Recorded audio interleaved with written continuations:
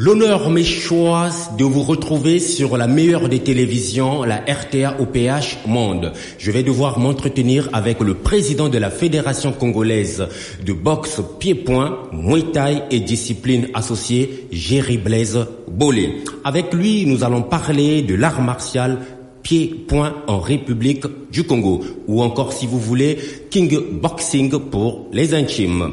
Président, merci d'avoir répondu à notre invitation. Bonjour et merci de me recevoir. L'entretien de ce jour, c'est maintenant.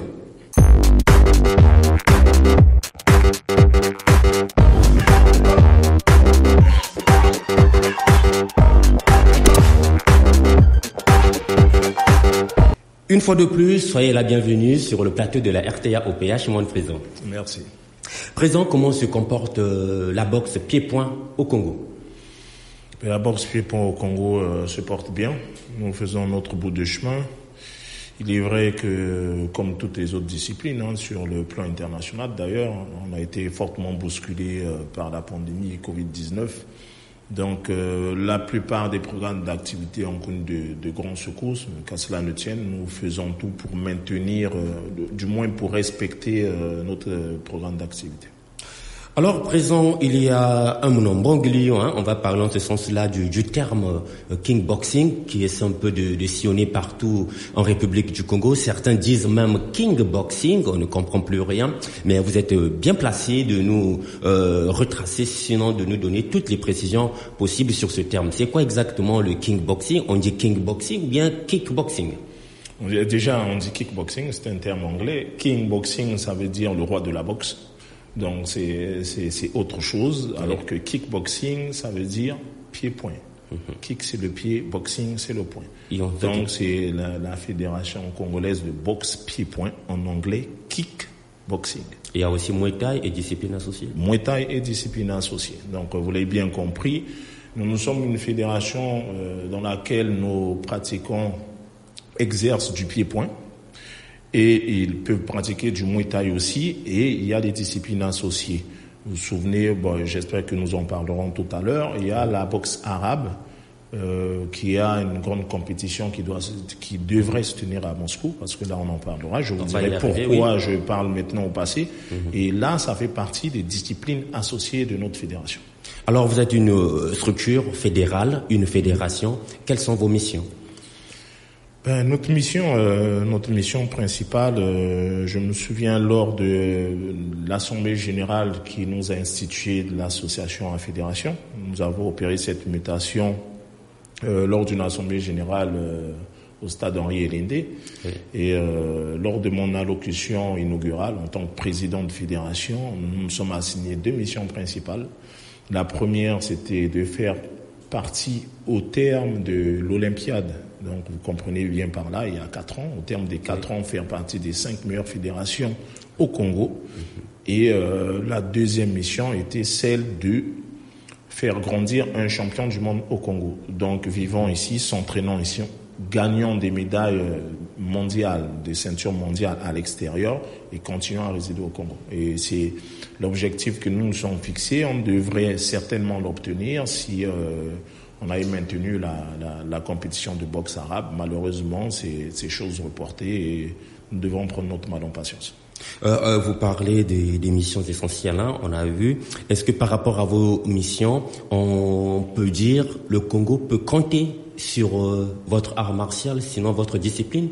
Bon, sur notre discipline, on va pas être orgueilleux, on va pas mettre la charrue avant les bœufs, mais je crois que le passé, il parle pour nous, il parle en notre faveur. Si vous voyez notre feuille de palmarès, je crois que sur les 5 dernières années, sinon les 6, on a vu le nombre de sorties qu'a fait le Congo, à l'exception de la toute première année où nous sommes sortis, c'était en 1993, si je ne m'abuse. Toutes les autres années qui ont succédé ont été couronnées de succès. Donc aujourd'hui, on opère juste un changement de statut, mais je crois qu'au niveau des ambitions et de la volonté de nos athlètes, cela ne peut être que croissant. Et donc oui, je crois qu'on peut compter sur le Congo sur les différentes compétitions africaines et internationales. C'est ce qu'on va voir, Président. Entre-temps, vous avez eu à annoncer la participation du Congo à une compétition internationale, un championnat du monde de boxe arabe. Jusqu'à aujourd'hui, il n'y a plus de suite. Qu'y a-t-il exactement? Bon, la nouvelle nous est arrivée en début de semaine. Donc, nous étions fin prêts. On avait 51 États africains qui devaient participer sur 54, sans compter les États européens et asiatiques. Malheureusement, aujourd'hui, la Russie fait partie des 6 nations comportant des sujets à cas Covid les plus importants. Donc la Russie, les autorités russes n'ont eu d'autre choix que de reporter toutes les compétitions sportives, absolument toutes, et parmi lesquelles le grand championnat de Russie qui attendait près de 160 pays, nombre de médias et d'hommes d'affaires. Donc voilà, tout ça a été reporté une fois de plus. Nous sommes actuellement au deuxième report. Et malheureusement, si vous voyez lors du premier report, bon, vous savez, on a les variants du corona. On avait l'autre variant, je crois que c'était le variant indien. Aujourd'hui, c'est le variant Delta. Et la Russie, malheureusement, est toujours fortement frappée lorsque les nouveaux variants apparaissent. Donc aujourd'hui, oui, le Congo doit revoir son calendrier, être patient, attendre, parce que la compétition est reportée comme toutes les autres compétitions. Est-ce que la Russie tient vraiment à organiser cette compétition ou encore ça sera annulé? Comment voyez-vous les choses? Bon, aujourd'hui, sauf à être un devin, personne ne sait de quoi il fait l'avenir. Mais tout ce que nous pouvons retenir, c'est qu'il y a la volonté de la Fédération de Russie, elle est très forte. Donc, tient à organiser cet événement. Le président de la Fédération internationale de boxe arabe, lui aussi, il y tient. De toute façon, tout était déjà ficelé. À la dernière minute, ça a dû être annulé pour la santé des individus primes. Donc, au niveau de la Fédération africaine, le président Eric est là, lui aussi est fortement déterminé pour que cela se tienne. Mais face à un événement de grande ampleur, d'ordre mondial, ça appelait tout le monde à ses responsabilités. Il y en a eu d'autres choix que de reporter, pas d'annuler, mais de reporter l'événement. Et nous espérons que d'ici le prochain trimestre, cela pourra se tenir. Président, restons un peu dans le contexte de cette compétition de boxe arabe qui se tiendra certainement en Russie. Toujours, on le veut bien. Quelles sont les chances de la République du Congo, sinon des athlètes congolais, au cours de cette compétition, si jamais la compétition se déroulait? Bon, des chances du Congo, bon. On va pas dans une compétition. C'est vrai qu'on dit, Pierre de Coubertin disait l'essentiel c'est de participer. C'est pas du tout notre philosophie. Nous sommes bien au-delà de la participation. Chez nous, l'essentiel c'est de gagner. De gagner les médailles. Et voilà. Et nous ne voyons que des victoires, rien d'autre que de la victoire. On avait dans notre préparation, on préparait 2 athlètes, notamment Rodolphe et Doni. Doni, c'est le champion d'Afrique qui a décroché sa ceinture à Yaoundé lors du championnat d'Afrique de kickboxing en catégorie moins 71 kilos. Et c'est lui qui était prétendu pour aller en Russie pour défendre les couleurs du Congo. Et on a la jeune Rodolphe, qui est une jeune fille âgée de 20 ans. Une jeune fille. Voilà, et qui est championne départementale du Kwilu. Et c'est elle qui a été retenue au terme des combats de présélection pour défendre le Congo. Et aujourd'hui, vu que nous avions désormais avec ces reports suffisamment de temps pour préparer les athlètes, et je peux vous dire que le Congo a de très grandes chances d'obtenir des médailles. Ça veut tout simplement dire que ces athlètes sont encore en préparation? Ils sont encore en préparation. Ça Où exactement? Toujours à Pointe-Noire. À Pointe-Noire. On a préféré, bon, déjà, ils sont domiciliés là-bas, hein, le domicile familial est là-bas, donc il faut voir les coûts. Vous savez, nous sommes une jeune fédération, nous n'avons pas encore l'accompagnement de l'État jusqu'à aujourd'hui.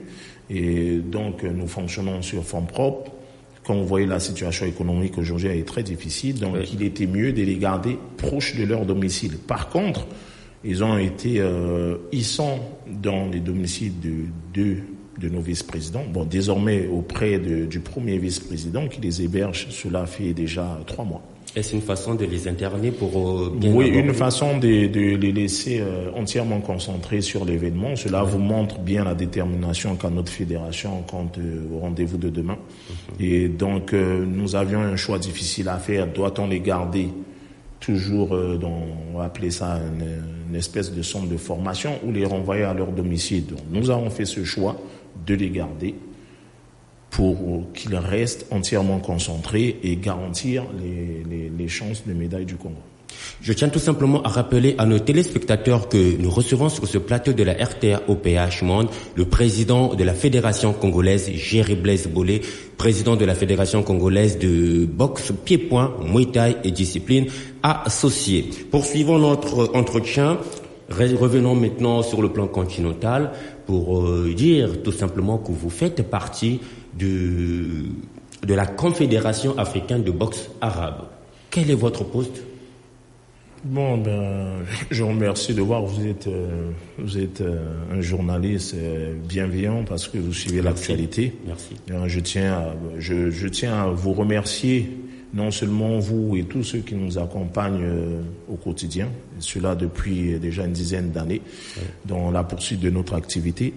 Effectivement, au vu de nos performances au niveau du kickboxing, puisque, pour la petite histoire, la plupart, sinon un nombre important des dirigeants de la Fédération de boxe arabe sont issus du kickboxing. Donc la plupart de ces dirigeants, voyant le travail qu'effectuait le Congo sur la scène africaine depuis près de 10 ans et des performances que nous avons obtenues, ils ont pensé qu'il était judicieux de mettre des dirigeants congolais au sein des instances confédérales. Donc, cela étant, au terme d'une assemblée générale, il a été décidé que le Congo occupe 3 places.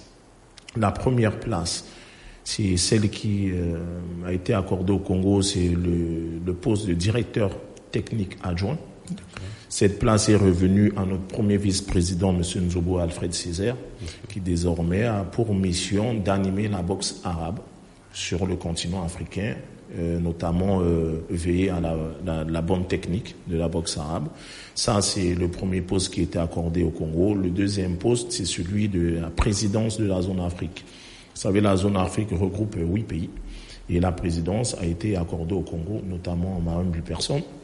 Et enfin, le troisième poste a été le secrétariat général adjoint a été accordé à M. Giffeld, qui est un Congolais qui vit du côté de Pointe-Noire, qui a le secrétariat général adjoint de l'Union africaine des journalistes de boxe arabe. Vous savez, l'événement de Russie est un événement de très grande ampleur, quasiment jamais vu au monde, puisque c'est sur invitation et non sur sélection et élimination.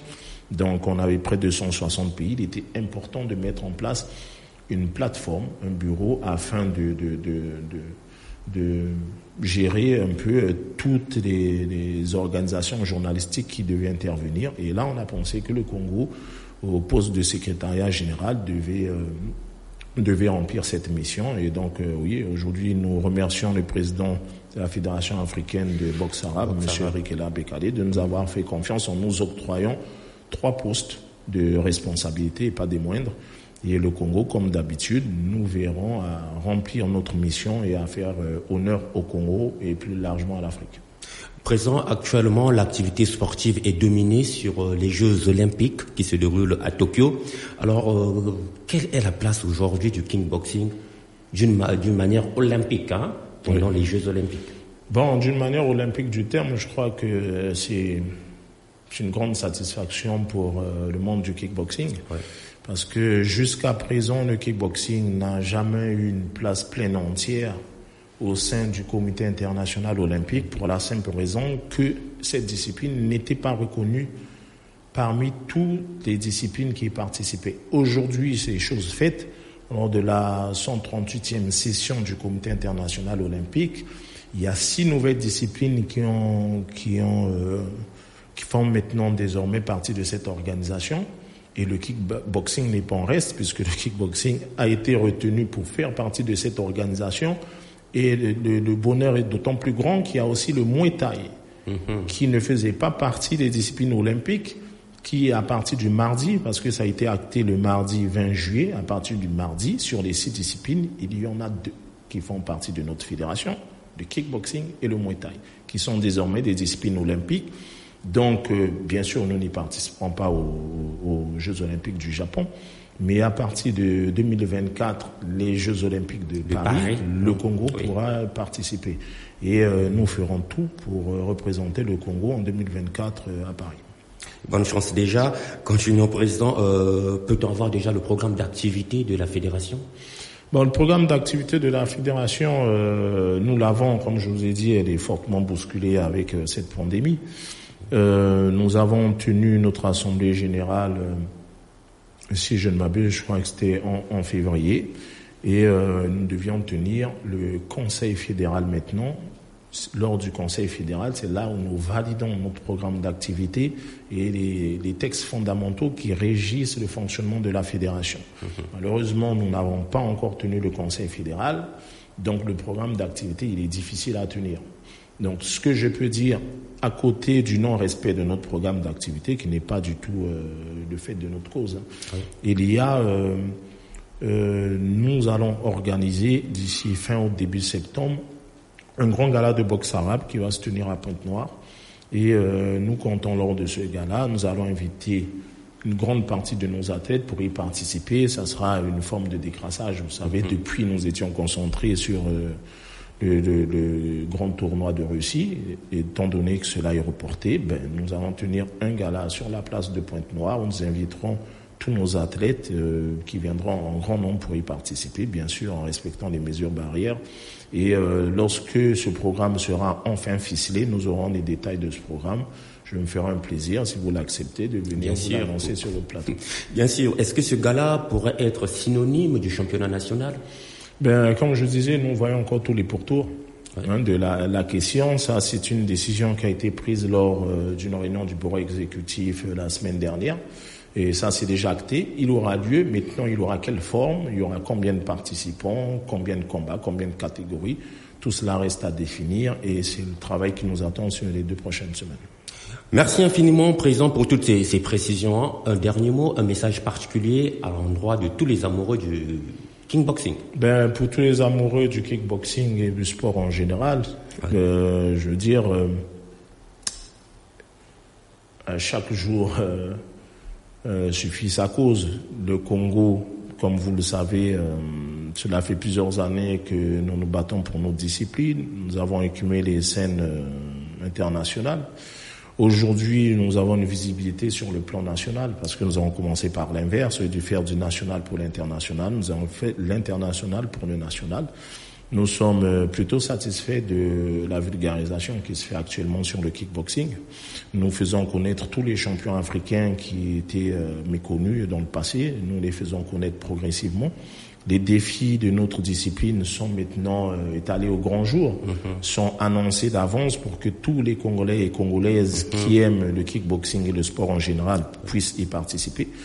Nous, bien sûr, on ne peut pas prendre un engagement à 100%, mais on peut vous dire que nous ferons tout ce que nous avons fait dans le passé, sinon plus, pour faire toujours la fierté du Congo. Donc aujourd'hui, nous sommes contents parce que nous savons que les Congolais et les Congolaises qui font partie de notre fédération pourront désormais participer aux Jeux Olympiques. Avant, nous étions observateurs. Demain, nous serons acteurs lors de ces différents Jeux Olympiques. Et ça, c'est le plus grand plaisir qu'on a aujourd'hui. Et au mois d'août et septembre, nous allons redémarrer avec les activités sur le plan national afin de ne pas laisser gamberger nos athlètes. Merci vraiment, Président, pour toutes les précisions de votre fédération congolaise sportive, Fédération congolaise sportive, comme vous venez bien de nous le signifier. On sera content de vous revoir sur le plateau de la RTA OPH Monde. Avec le plus grand plaisir. Merci de m'avoir reçu et je suis impressionné par toute la logistique que vous avez ici.